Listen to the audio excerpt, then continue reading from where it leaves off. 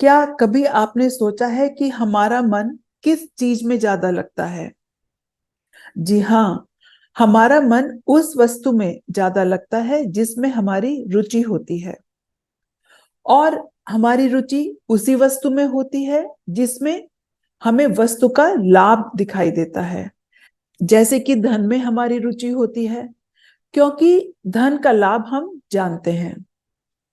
लेकिन गुरुवर कहते हैं, यदि आप ईश्वर का लाभ जान लेंगे तो उसमें भी रुचि हो जाएगी और आपका मन ईश्वर में लगने लगेगा और काम करते हुए भी पता नहीं लगेगा कि आप ईश्वर में मन लगाए हैं। तो आज की कहानी इसी संदर्भ में है। संत कबीर जी से किसी ने पूछा, आप दिन भर कपड़ा बुनते रहते हैं तो भगवान का स्मरण कब करते हैं?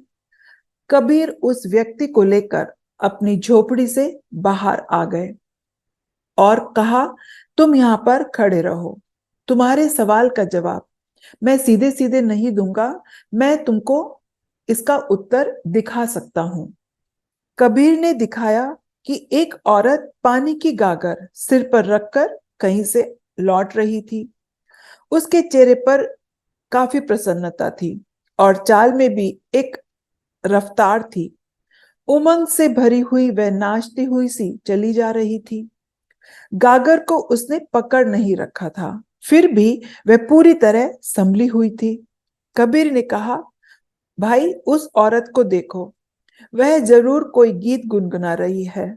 शायद कोई प्रियजन उसके घर आया होगा, वह प्यासा होगा और उसके लिए वह पानी लेकर जा रही है। मैं तुमसे जानना चाहता हूं कि उसे गागर की याद होगी या नहीं। अब कबीर की बात सुनकर उस व्यक्ति ने जवाब दिया, उसे गागर की याद अगर नहीं होती तो अब तक तो गागर नीचे गिर ही चुकी होती। कबीर बोले, यह साधारण सी औरत सिर पर गागर रखकर रास्ता पार करती है, मजे से गीत गाती है, फिर भी गागर का ख्याल उसके मन में बराबर बना हुआ है। और तुम मुझे इससे भी गया गुजरा समझते हो कि मैं कपड़ा बुनता हूं और परमात्मा का स्मरण करने के लिए मुझे अलग से वक्त की जरूरत होगी। मेरी आत्मा हमेशा उसी में ही लगी रहती है। कपड़ा बुनने के काम में शरीर लगा रहता है और आत्मा प्रभु के चरणों में लीन रहती है। आत्मा हर समय प्रभु के चिंतन में डूबी रहती है। इसलिए ये हाथ भी आनंदमय होकर कपड़ा बुनते रहते हैं। सुमरन की सुध यों करो, जो गागर पनिहार, हौले हौले सूरत में कहे कबीर विचार।